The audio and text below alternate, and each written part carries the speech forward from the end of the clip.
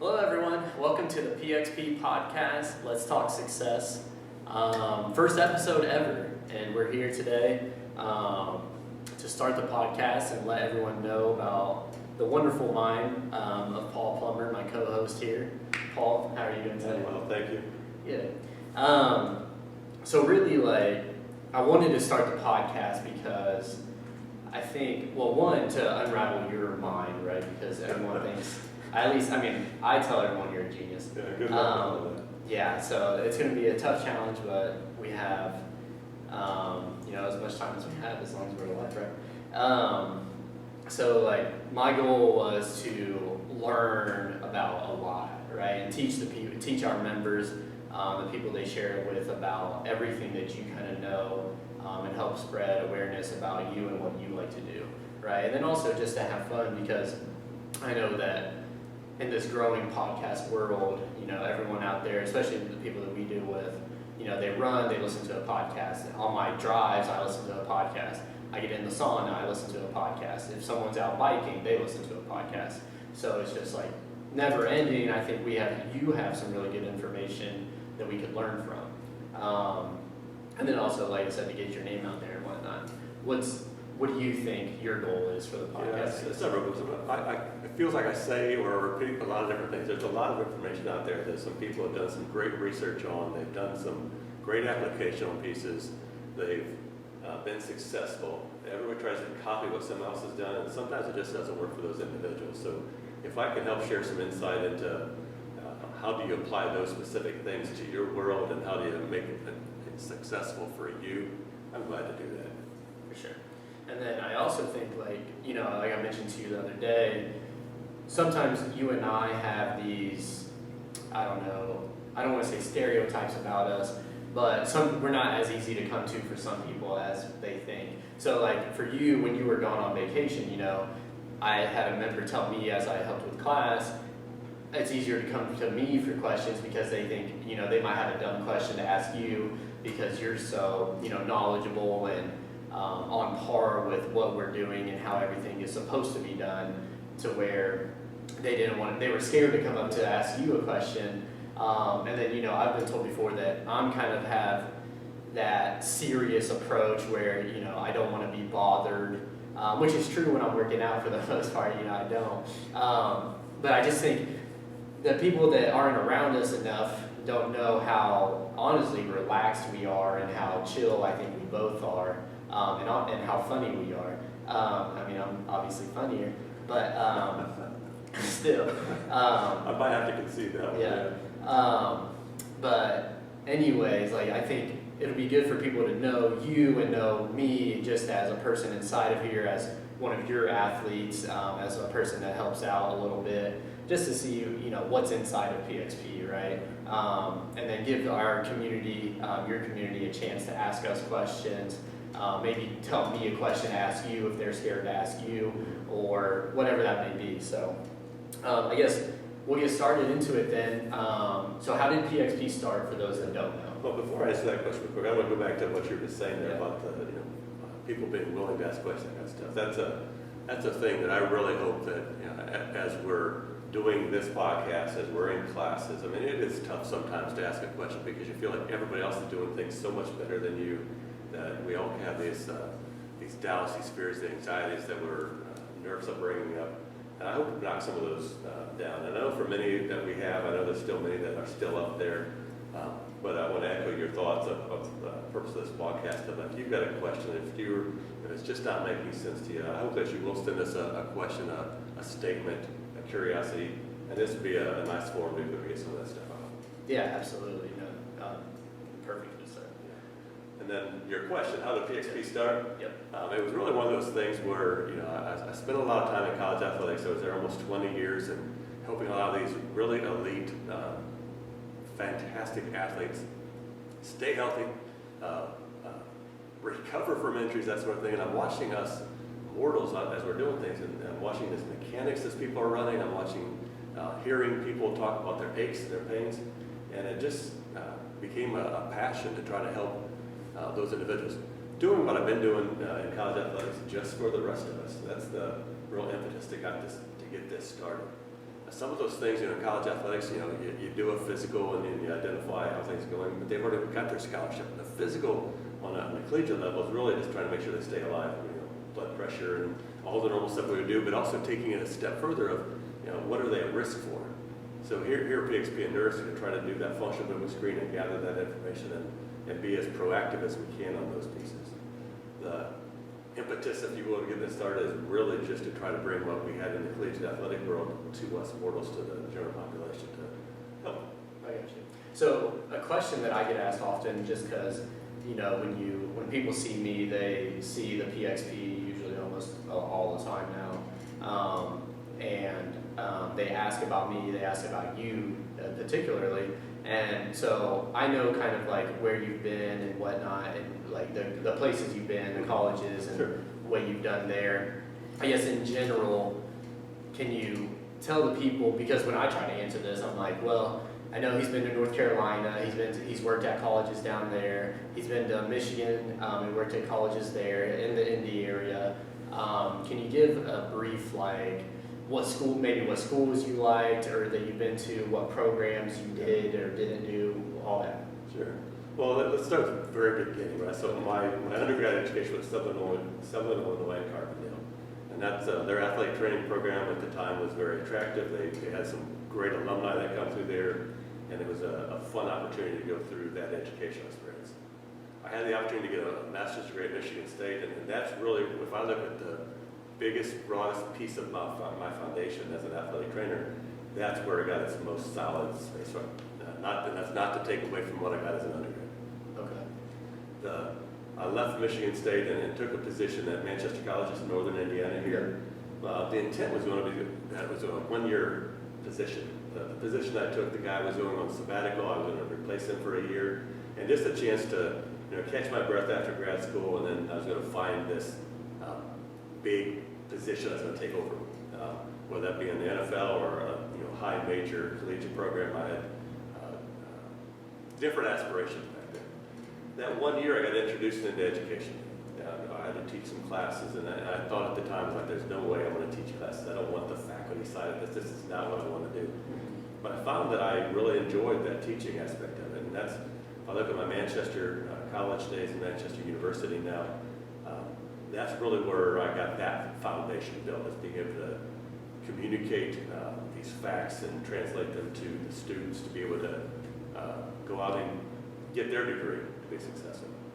Okay. That's, for some of you at the time, this is early 90s, so I'm dating myself a little bit, but those of you familiar with Steve Alford, played at IU in the national championship Olympic team and played the NBA. Well, that was his first coaching position. That was also one of the attractive things for helping me to stay there a little longer, was got to work with him a little bit. Okay, so I got more insight into some coaching and some competition and those sort of things with the academic side. Did Steve Alford have a son that played as well, or no? Bryce played for UCLA. That's what it is. Okay, so I watched him play at UCLA, because I think they made it a little bit far in the tournament, right? They were Sweet 16 that year. Sweet 16, okay, that's what I thought. So Bryce wasn't. Bryce was just young back when I knew him. He was maybe 2-3 years old, and to watch his athletic development was fun as well. Yeah. Over the years, but we spent 4 years together there, and the first year their basketball program wasn't very good, and Steve took over. I think we had 4 wins that first season, and then the story just gets more Cinderella-like, where we had 20 wins, then 27, and then we're undefeated in the national championship game our last year there. And it was a lot of fun watching that grow. So that base for me of at Manchester University of combining the academics and the athletics and taking some bodies and molding them a little bit, keeping them healthy and pushing through, that was pretty cool. Yeah, when that time was done, Steve, obviously after he got to that place, he had several opportunities to make choices to go other places, and I was looking around at the same time, and I ended up at Campbell University in North Carolina. It's a small Division I institution at the time. When I was applying for the positions, they told me they had an academic major, and I wanted to develop this major. It's when, in the world of athletic training at that time, where the profession was going through a transition. We had 2 routes to certification at the time. One was an internship route where you had some core courses, and then you really spent some time doing practical stuff. You did some hands-on stuff, and that counted toward credentials to take your national exam. And you had a more rigorous academic program with less hands-on, and so there was that transition time within the profession of athletic training. So when I went to North Carolina looking at this, they told me about their academic major. They didn't really have a staff. They had a graduate assistant running things, so it really wasn't a well-organized space. I saw it as an opportunity to grow a program, to add some staff, to add some academic rigor to their programming, to expand my wing, so to speak, in the teaching world. And so I went there. I was there for 7 years, and it was a lot of fun of building a program. Our athletic training room was actually in the men's shower. So that was a lot of fun waiting for the guys to get done with their showers, and I could actually treat the females after Yeah, I was that. going to say, how did the females get in? Okay. Yeah, it was a interesting time. I mean, there was a lot of coordination of like telling the guys they couldn't shower yet because we had to finish up some other treatments, and then we'd let them come in and get their showers, and then we'd open the doors back up again, if you will. And it was just an interesting Sounds like it. Yeah. For sure. And in that time, we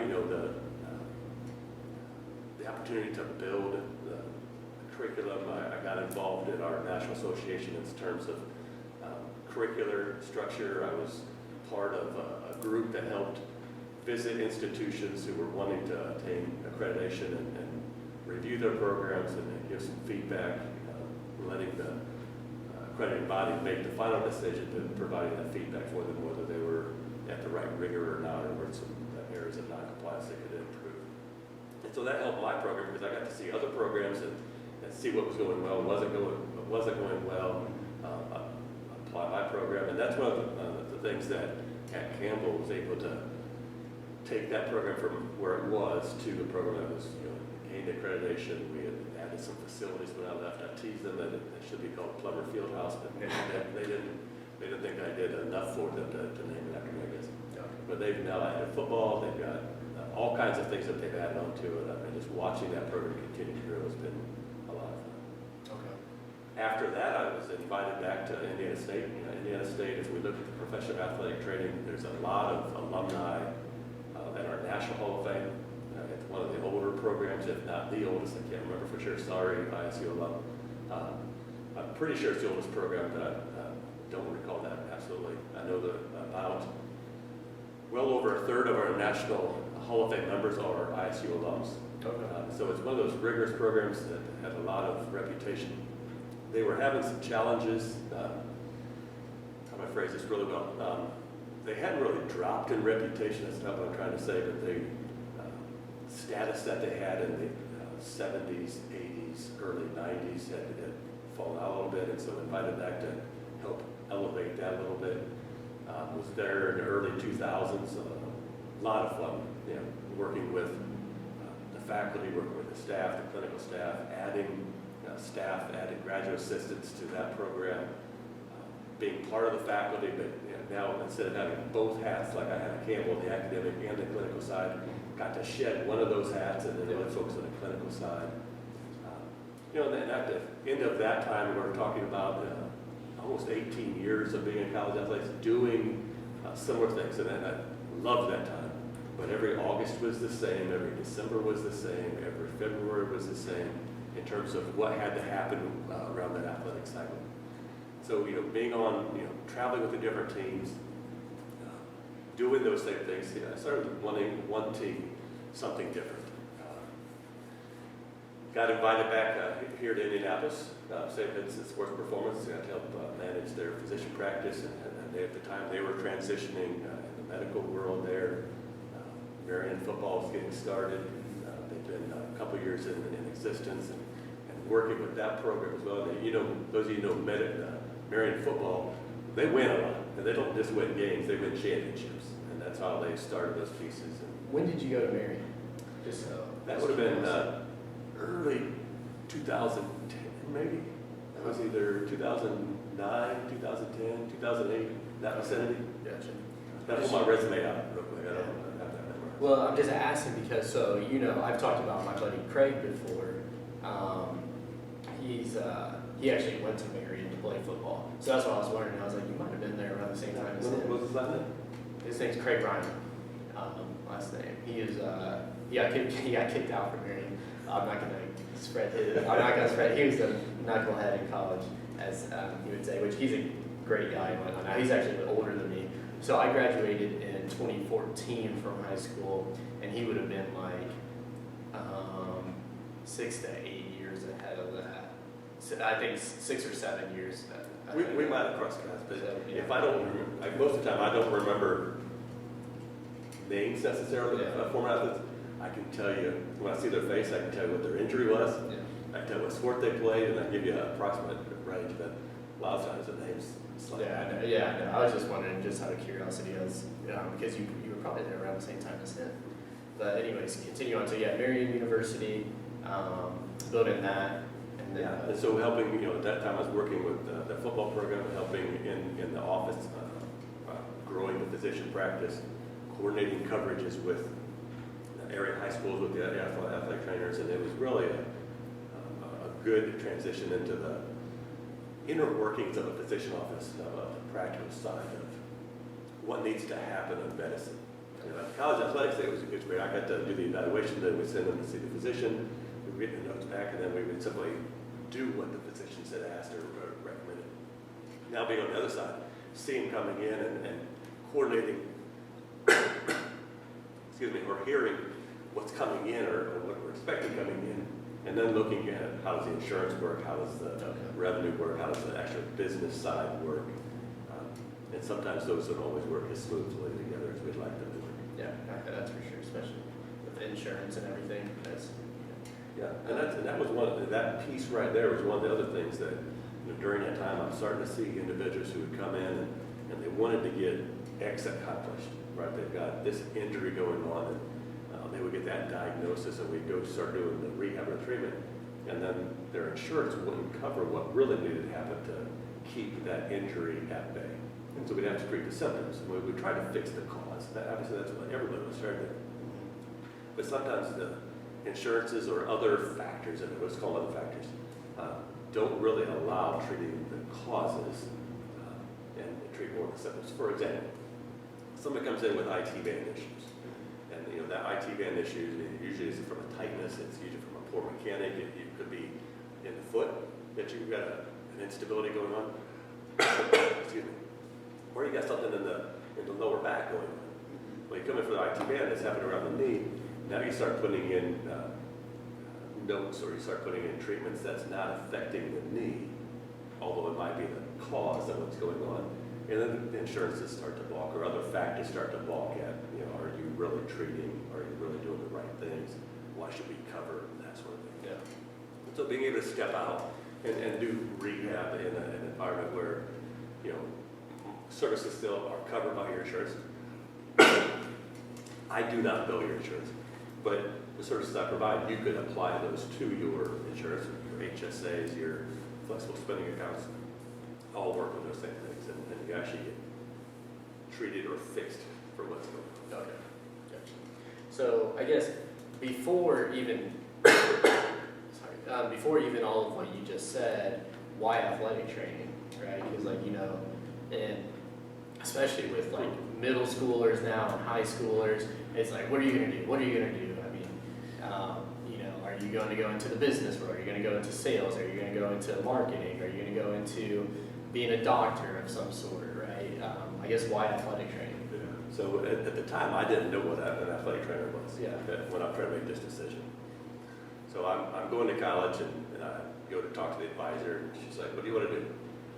And I want to be a physician that works with athletes. And she's like, "Oh, okay." So she starts talking to different route, med school, and prerequisites. And then she starts going, "Well, what do you want to do? What do you really want to do?" So I started talking to her. I want to be on the sidelines with athletes. I want to do this, I want to do that. She goes, "Oh, you're talking about athletic training?" And when I heard the title athletic training, I'm like, no, I don't want to train athletes. It's pretty ironic about what I do right now, right? But at the time, I'm like, no, I don't want to coach. I don't want to train athletes. No, I want to do the medical side. Right. And so once I got digging a little deeper and actually understood what athletic training was, it was a perfect match for me. Okay. And here a little bit more insight into my head. Yeah. In high school, the reason I wanted to be a physician to work with athletes is that I had a teammate that ran track with me. We were the only two in our school who qualified to run sectionals. We were not great athletes at all, but it was nice that we were good enough to meet the sectional standard. Okay. Terry was a shot putter. Okay. Shot putter. Yeah. The week before sectional, he rolled his ankle. I can't remember what it was doing with basketball, running, something. He just rolled his ankle. Well, he wasn't allowed to throw shot in sectional. Okay. He didn't seem to be that upset about it. I was devastated because it was just me going to sectional. I was kind of he just wasn't there. Right. So I was so frustrated and upset that he didn't get that opportunity to compete. That I was going to make sure that didn't happen for somebody in the future. Okay. So I thought that opportunity was me being a physician to not tell somebody that they couldn't stand in a shot put ring and throw a shot. Gotcha. And so then go to college and figure out, hey, athletic training is really what I want to do. Okay, cool. Awesome. Well, for me, I always, just going off athletic training, I always thought the athletic training guys or girls were cool, too. Oh, of course right. So, it was always like, if you went to the athletic trainer, you were going to have fun in there. To me, so I always loved the athletic training side of it, just the experience that I got, because one, I think it's satisfying when they wrap ankles and whatnot, because it is. That's what you think about athletic trainers. Yeah, and you have you play music. We're DJs, we wrap ankles. Right. Yeah. No. Exactly. That's exactly what it was. It was like the athletic trainers. They were smart. At least the one we had at Kokomo High School where I went. He was smart. He would wrap you up and tell you what's wrong, what's going on and whatnot, what to do for it. There'd be music going on. There'd be other athletes in there, So it was always kind of a fun spot to hang out. Just as I say that, I think about it, it's kind of like what we have now, right? What you have now with PXP. You have you who knows a ton of stuff, and then we come in here, now we obviously work out in here, so usually when you work out there's music, but you play music, you tell us what's going on, you can tell me if I'm doing something wrong, how to fix it, that kind of thing. So it just fits the mold, which is really cool just because of the community we have. Going from there, so I know you worked at a lot of colleges with a bunch of different players and people. I know you said Steve Alford. Any players that you enjoyed the most by chance? Just a curious question. Yeah, I had so many awesome experiences in college. Yeah. Watching, and you talk about your athletic trainer at Kokomo. What was his name? He was the DJ that wrapped your ankle. Right. I don't remember his name. I can see his face. I don't remember his name. I want to. And so that's Brian or something. Sure. But that example right there, and I did it intentionally for you. Most of the time, the athletic trainers, the reason they're in that profession is that they want to be behind the scenes. Okay. Yeah. And so when you come in, if they wanted to be up front and in the limelight, they'd be a coach. Mm-hmm. They'd be a different position. But most of us like helping people. Mm-hmm. You see us when you're hurt and damaged. Right. Most of the time you go in there if you need uplifted, you got an emotional or a mental letdown of some sort that you just notice, you go in there and get a smile on your face. Yeah. You go in there when you've been hurt, you need your ankle stayed in or something along those lines, or you need an evaluation or stretch, or you need something that you go into this guys. Most of the time that's the heart of an athletic trainer. That's going to be that space. Now being able to do that, I got to see a lot of individuals as they really are. Okay. So you go out and play your games and you get to, put the game face on, so to speak. And as I say game face, I think of Bobby and I, right? So he's talking about game face. What you talking about? He's got all those faces going on in the different positions. But that intensity that you put out, that's not always what that person's really like. Mm-hmm. So you get this guy that plays football, he's rough and he's mean on the field, but as soon as he steps off, he's a different guy, right? When the athletic training room or my interaction, my experience with these individuals is I got to see who they really are. And what I mean by that is they're hurting. They've hurt their knee, they're damaged, their joy, their identity is at risk. Yeah. And so there's a lot of trust that has to be built up, a lot of trust that has to be maintained during that time, going both ways. That they're telling me what they're really feeling, that they know that I'm going to do everything I can to my best of my ability to help them get back to whatever level that is. So a lot of great experiences, joys of watching somebody that potentially wasn't ever going to compete again, coming back and being super successful, watching people coming in that didn't get hurt and just helping them improve their performance. Man, I've got lists for days. A couple that stand out. The ones that stand out to me most are the ones that were the biggest struggles. Yeah. And the biggest, greatest amount of work that person had to put in, that I had to put in to help them get to their goal. And I prefer not to use names because those are the ones I'm going to bring up, and I don't want to. But a couple of examples. Or maybe can you say the university and what they played? Like, so if I'm just going to use a random popular celebrity like Drew Brees from Purdue, you know what I mean? Like, and don't say his name, you would say like quarterback. Well, since I didn't work with him. Right, quarterback from Purdue or something like that. Yeah, the basketball players at Manchester University, the ones who came in that second year who, took a chance about doing certain things, right? They're coming in, they look at the previous record, and, last 5 years they've won maybe 15 games total. Yeah. They come in and these guys had chances to go to D1 or D2, doing those things, and took a chance to go to a D3 school. Part of that's because of Steve's reputation and what he was able to sell them on and what they were going to do. But when they got there, they got to put the work in. They got to change their, not change, they got to put all this stuff together and work really hard to get this. We had 2 guys that first year on that team that came in with high hopes that got injured. And it took us a lot of time to get the resources at that institution to really help them back. That was where it started. If I go to North Carolina, one of the first individuals that I was challenged with happened on day 1. He was a senior. Okay. He constantly had lower back pain. Mm-hmm. He happened to be the number 2 goal scorer in the country, returning. And so the coach looks at me and goes, I don't care if he practices a day, I just need him for the games. And so we had to do a lot of stealing of minutes from practice to have him enough minutes, enough pain-free moments. And what sport was this? You said that was soccer. Soccer, okay, that's Which what I was wondering. Twisting, cutting, this was a super talented individual. Mm-hmm. And then the team we had there, we had a couple Americans on the team, but most of them were international. Okay. These guys just could get it done. And there's just, the list can go on and on and on. Name a sport and another name pops in my head, another situation pops in my head. And as I look at those guys and reminisce about them, I can look around the room right now, see the names on the posters of what we've done. I can see different places on the floor where people have been doing things, and I can think of a bunch of names right now of people who have gone through all kinds of struggles. Being told at one point, hey, you shouldn't run again, or having people say, hey, I would love to do what you do, but I've never ran, or I've never swam, or I've never, and then watch them make their progress in that process to become successful. Yeah. Those are the things that excite me. That's the passion that lights my fire. Right. And it is just awesome watching those guys succeed.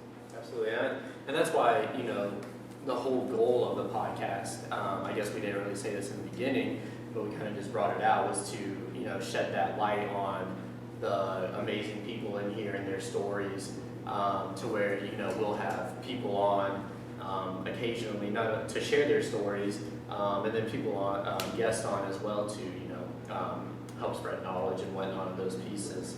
I guess to transition, this is actually a question I don't think I know the answer to, but I'm gonna ask you. I thought you knew everything. Right. Well, and then going into that, and I meant to touch on this, but I was going to let you finish what you said. I think this allows us, especially, like I said in the beginning, to show how we don't always have our game faces on. Like you said with the football players, like, especially for, me, I turn that game face on a lot, especially when I'm here, because if I'm here, I'm usually training. except for recently. So, and for you, you have the, what's that shirt? Suck it up, buttercup. Suck it up. Yeah, suck it up, buttercup ordeal. And then someone told me, like, he always looks like, he's mean in certain instances and whatnot, and which, for me, I like it because I'm in that same mode most of the time when we're around each other. If we're cycling, if we're running, if we're in here doing strength training, I'm like, okay, let's go. And then, you and I, we go at it and we try to push each other that way. So I think this was, for the podcast purposes, really good to show we're not always like that, right? And so as athletes, we are like that, and then when we step off, we're not always like that, right? So I really like the idea of the podcast for that. But, so why triathlon? Because I don't think I know this for you. I know my answer for me, obviously, but I don't know why you started triathlon. Oh, here comes an embarrassing story. Yeah. So when I started the physician management, I really advanced my running, and I was a runner for all my life. Ran in high school, and had a few years where I stepped away from it, but really a runner all my life. And so there was one year when I ran the Indy Mini and Geist, and they're 2 weeks apart. So I ran 2 half marathons 2 weeks apart, and I thought that was a really big deal. I'm like, wow, I ran 2 half marathons. That must be a big deal. So of course, I've got to share that with my physicians who are sports medicine docs who see a lot of individuals who do a lot more than that. And so I'm in there talking to one of them and telling him what I did. And he kind of looks at me and he goes, okay. And it was one of those things like, what do you mean, okay?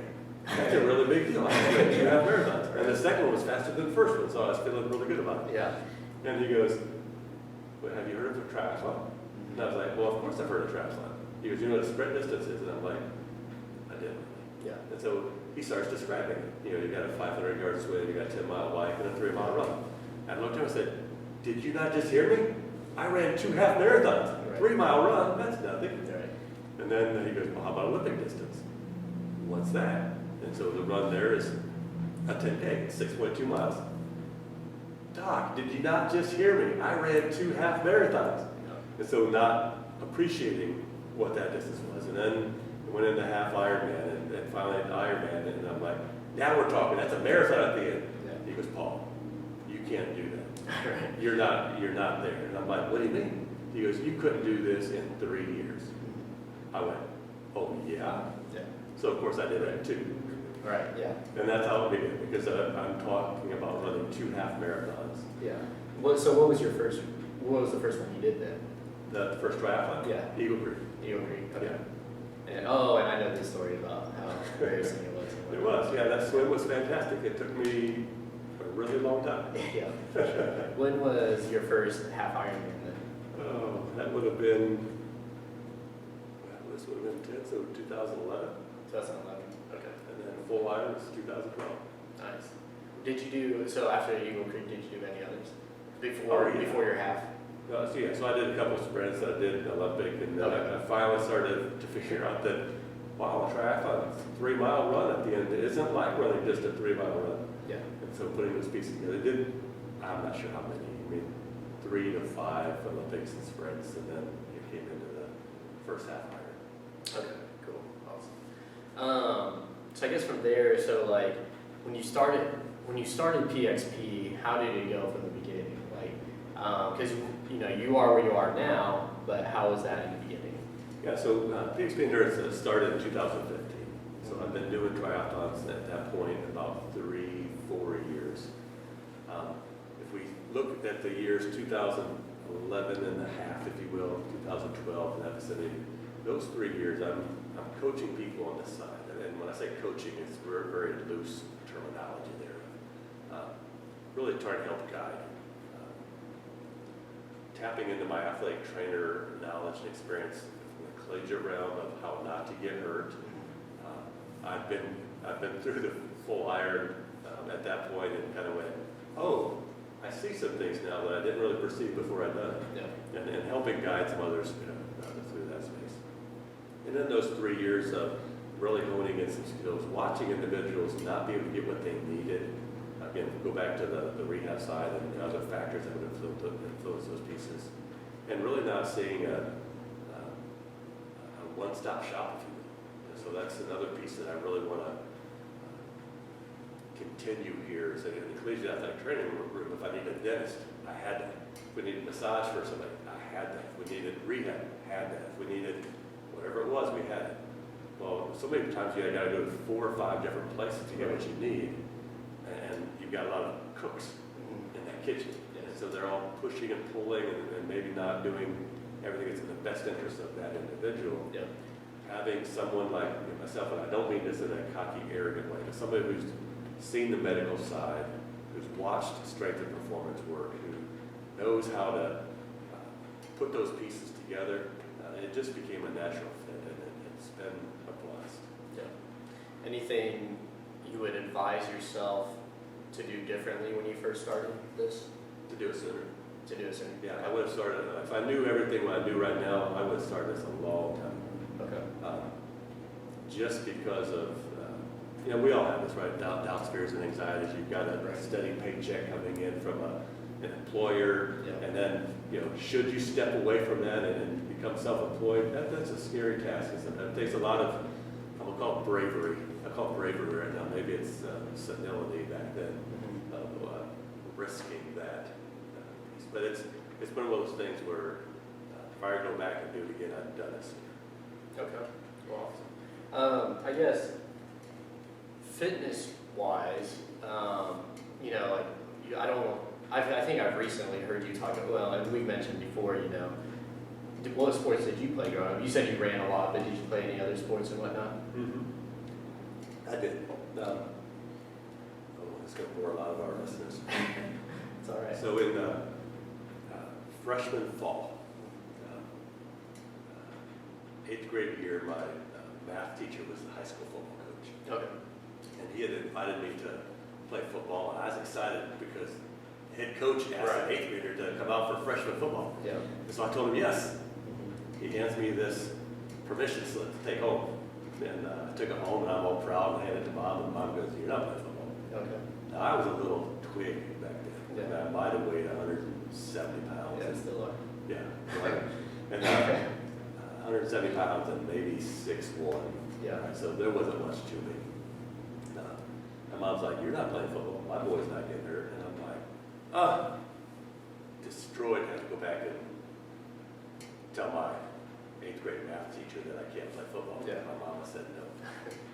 Best decision ever. Thanks, Mom. That was wonderful. But that freshman year in high school, I had to do something.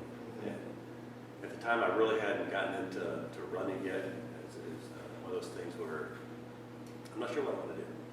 And so I had a tennis racket at home, and so I went up for the tennis team. Okay. That lasted all of a season that I went to. That's not for Paul. Okay. Basketball, been playing basketball since 6th grade year. Loved it.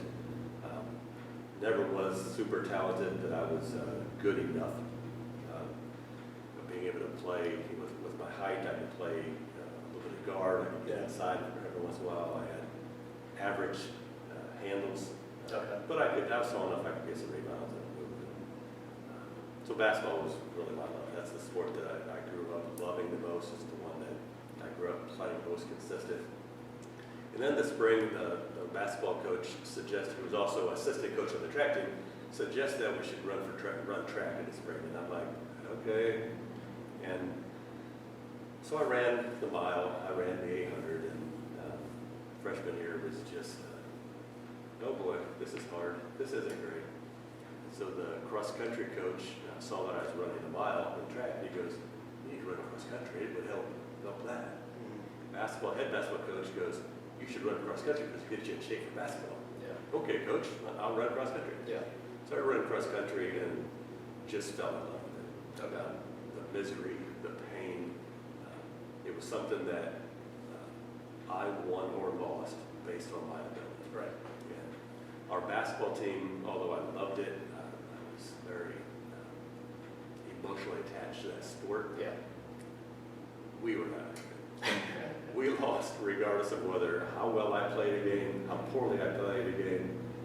And it was just sometimes self-defeating to know that my performance didn't really affect the outcome of the game. And so running cross-country and track really became the place where I went to get some self-fulfillment. I still played basketball all those years. I gravitated to the 800. That was my pain race. That's the one I love the most. I'll call it lovingly now. Back then, I'm not sure my teammates really thought of it this way, but I would lovingly tease my teammates. I had some friends that ran the 400. And I'm like, anybody can sprint for one lap. Yeah. I had some friends that ran the 16 or the mile. And I told them anybody can jog for 4 laps. Let's see y'all sprint 2 laps. Yeah. And I'll say it as lovingly right now, but at the time it was more of both of us pushing animosity back and forth. And it was hopefully helped them drive their performance. It definitely drove my performance. And that's where my love of running began. Okay. They say the 800 runners are your best athletes. Well, I probably said that once or twice. Yeah. So, no, I mean that's if you want to know, it's on TikTok. So, That's great. Yeah. Well, TikTok says it. Yeah, It's definitely true. TikTok says it. Yeah, for sure.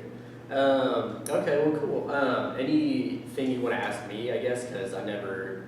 So what you guys may not know is that every time we do this, I'm not going to let Paul really know what questions I have for him. He knew that we were doing this, obviously, because we had a schedule for it. But he didn't know how this was going to go, right? Which I love doing, and I'm sure he hates, but I love it. But did you have anything that you wanted to ask me? No, I didn't prepare that well. Okay, that's fine. That's a great point here. We're looking at all this. I am a self-proclaimed control freak. Right. And when we go into class, we go into rehab, we go into things. So many of you, as I do your rehab, one of the things that I will jokingly tell you is not to screw up at rehab. Yeah. Everything that they do when they walk out of here is either going to add to their rehab or take away from it. And many times, rightly or wrongly, if we're taking care of something that only affects us, we don't put the same value on it. And so my rehab philosophy in that respect is to get the patient, get the client, get that individual to see their injury more than just theirs. Mm-hmm. It's my rehab. Yeah. So I'll take control over that rehab and try to get them to know that everything they do affects them. We're in class. I don't want to take a risk on somebody getting hurt by not paying attention to the details of those pieces. Yeah. We're in here. I'll work on not knowing what's going on, coming in and reacting to it. And if I flash back to my athletic training days, many times we'd have practices scheduled at a certain time and they would change on us. And so it's kind of refreshing sometimes to adapt and overcome. Right, for sure. That's huge, especially for me as well, just because, I'm a control freak too. And this is probably a topic we should talk about on another podcast on how to give up control, because it's so tough. Especially, for you, for me, from parents that I see a lot, because for those of you that don't know, I help coach a cross-country team, and to see, let's just say a mom, for instance, who's doing a million things. I think moms are probably the busiest people in the world. Not try say, no, Dre, I got it. No, Dre, I got it. No, Dre, I got it. No, other coach, I got it. No, other parent, I got it. No, I can do it. It's like, I'm like, hey, you can accept help, right? So that'd be a good topic for later on, is how to get under control. And that's true. I see a lot of the athletes in here. Yeah. And maybe you can relate to this and so forth, but we see something on our to-do list, and if it doesn't get done, we feel bad. Whether we're supposed to run 30 minutes today, and you only get a chance to run 15 or 20, or you don't get to run at all. Yeah. Now you feel like a failure or that down, or you've got this errand you wanted to run, or this something that doesn't get done on your to-do list. There's a lot of factors that affect your vision of yourself. Yeah. And I've got several athletes that I am talking to repeatedly about it's okay if you miss that. Yeah. It's okay not to do everything on your to-do list. It's okay to still feel good about yourself when you did run for 3 days because you had a busy time. Right. And just that's why I love that we're doing the podcast, is to have not only, because you know a ton about the physical side, right, but also to help the mental side as well, which I think from what I've seen, I think you and I are, I don't want to toot our horns, but very good mentally, or at least very sharp mentally for the most part. And I'm not saying other getting people, duller and duller. right? Yeah. And I'm not saying other people in here aren't, but I'll just hear things, and I'm like, I don't like it, and I want to say something, and I'm just like, Dre, let that control go, and let that person deal with it, or if it's something otherwise where I feel like I need to step in, I'll say, hey, you should probably think this way or say these things, because that helped me, right? Because people don't know, but I wasn't always this decent athlete that I've become doing triathlons, and I've only done half marathons and whatnot, but to do that stuff just because I had to work on getting there mentally a lot more than I did physically, and that's also something I think we should talk about someday, and we will always talk about the mental side of what we do and whatnot, but just to sharpen our mentality, because you'll hear, so if I were to say, how much of this, percentage-wise, how much of this is mental and how much physical, what would those percents be for you? Yeah, that is very true. But there's a lot of statements out there, 90%, right? Mental and 10% physical and that kind of stuff. And that package, putting it together, many times we put too much expectation on a performance, physical performance. And if you get into the comparison space, that's a space that many times you'll fall down the rabbit hole. If your expectations on yourself from 20 years ago and your performance today don't match up, right, that's a rabbit hole. And so helping people have more realistic expectations. That's not to say that you can't get PRs as you get older, because we've got a billion examples around that just continues to happen. But what you perceive going into things is going to dictate how it performs, right? I had a conversation with some of the students yesterday where they're doing stuff and they're shaking their head side to side and they just don't finish that space. Mm-hmm. And so talking about, even if they're not feeling like they can do this, to shake their head up and down. Yeah. This is hard. Right? Shake your head up and down. This is hard. Or as soon as it starts doing side to side, and I'm not sure. I'm sure there's some people out there that can give me all the science behind why that happens. Yeah. But when you shake your head side to side, that usually brings on a negative connotation of what your performance is going to be. And that thought process going into it is the same on everything we do. Yeah, absolutely. Yeah, and I just really hope for this to be, a mental outlet for people as well, just because, like I said, when we're doing things, we listen to podcasts, so hopefully this gives that, peace, joy, and excitement to people when they're doing everything that they're doing in daily lives, or as they're working out even, right? And I think, it's so critical, because like you said, usually you hear it's 90% mental, 10% physical, and then we work on that 10% always. We always work on that 10%, but that 90% is just left out there, and you're like, oh, I'm okay. Oh, I'm good. Which, I know you hear from me a lot. It's like, I'm good, but I'm also working on my mindset throughout the day, right? And that's not what people see.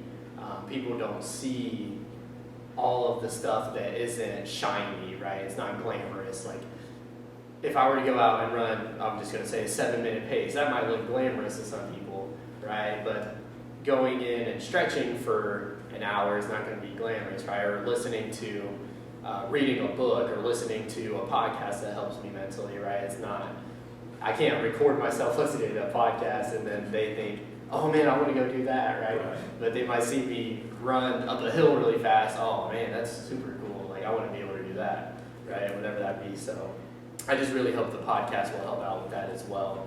But I want to do something a little fun. I want to hit you with some rapid fire. You hit me? Well, no. Yeah, you do. Not right now. Off camera. See what he did? He tried to get me on camera. Yep. He tried to get me on camera right there. So this is called either or, right? So I'm going to give you two things, and you have to pick from them. So it's going to be this or this. Ready? And this is going to be before we wrap this up. So watch sports or play sports? Play sports. Okay. Share food or not share food? Definitely not sharing food. Yeah, me neither. I hate sharing food. Fast food or healthy food? Now, well, take this into this is. I know what the right answer is supposed to be, right. but some of that fast food is nice and tasty. Yeah, I would say fast food too. Here's in between the rapid fire. So I told the class last night, the youth class, I said, go have a Reese's this weekend and whatnot. And then we talked about favorite desserts and ice cream. And I said, you probably don't hear this when you work out typically, but bring it in here. All right, would you rather, so smartest person in the world or richest person in the world? Smart. Okay. Fruits or veggies? Fruits. Fruits. Nice. Favorite fruit? Mmm. Top two? Top three? Strawberry bananas. Okay, good. Breakfast or dinner? Breakfast. Okay. Texting or calling? I would rather have a phone call than a text. Okay. French fries or onion rings? Oh, come on. I go with fries. Nice. Sweet candy or sour candy? Sweet. Okay. Leader or follower? I think I'm a leader. Okay. That's it. I'll act like that was a tough answer. Right. Well, I didn't know. I didn't know if you were going to take it in a different direction. Sometimes some people do. Yeah, good. So that's pretty much it that I had for this. We are, right around the time that I want us to be at. Do you have anything else for our first podcast that you want to let the people? I do. The thing with this, and I'll figure out how to phrase this since you sprung it on me, but the message I want you to leave with is that if you have something that you're struggling with and you don't have an answer, I want to be helpful. Yep. If you have a situation where you're afraid to ask the question, send Dre a text. Well, what about the conclusion? I'll let you know what you can do. Great. But I want you to have an outlet that you can get some information. There's a lot of resources out there that, obviously we're not the only podcast, where there's a bunch of people out there that are spreading information and they're all doing it to the best of their ability. But sometimes the messaging is that you've got to do it a certain way. And if you don't do it like this, you're not good enough. There are so many ways to be successful, and you've got to find the one that applies to you best. That's what I want you to know. That's what I want to be about. That's what we're about here at PXP Endurance. If we can help you, let us know. What's that? I thought you were going to give me an old school saying there. There's like 100 ways to skin a cat or something. Is that what it is? I don't know. I'm not old enough to know. What is it? You don't know? You don't know what I'm talking about? To skin something? Yeah, you can skin a cat in a lot of different ways. Okay, I think that's what it was or something. I don't know. But yeah, that it? Good. Yep. All right. So to conclude, let's. PXP Endurance is where you can find the podcast. That's where we're going to post it. PXPendurance.com. We are going to post it on on our social media pages as well. It'll be showing short clips, and then you can see the full version on YouTube. So subscribe and like our YouTube. PXP Endurance is the YouTube, right? The video of the podcast will get posted on there, and then the audio of the podcast will get posted on anywhere that you can listen to podcasts that I can find. So that will be Apple Podcasts, Spotify. If Google has one, we'll put it on Google, right? I don't know what it is, but we'll figure it out, right? So like and share, send it to people that maybe aren't on our social media pages, because I know we do actually have quite a few members that aren't on social media. So maybe you send it to them and they'll be able to play it on YouTube or something. Well, everyone should be able to get to YouTube as long as you have a smartphone or a computer. So yeah, that'd be great. And then leave your comments and questions. Like Paul said, we want to be able to help let you get your questions, your concerns, your comments out there to Paul so that we can go over them, right? And I'll be looking at those as much as possible. He'll look at them a little bit, I'm sure, maybe. And then I'll have those ready for him next time that we do this. Our goal is to do it once a week. As much, if we need to ramp it up, then we can. It's going to be hard to do that with our schedules, but I'm sure we can get it done. But yeah, leave your comments and questions. On Instagram, leave them below. Facebook, leave them below. If you direct message me with your questions, that's fine. If you direct message PXP Endurance with questions, that's fine. Or like Paul said, you can always text one of us or ask us in person if you're around us, and we'll try to answer your questions as much as possible. And I'll help you get inside there, right? So that would be the goal. All right, bud. Thank you. Good talking. Boom. All right, toss this. Oh, shit. Oh. So the phone should be still going. No, you're good. Is it off? Oh, no, it's still going. Still going. You have to do that. All right. That was good. I was worried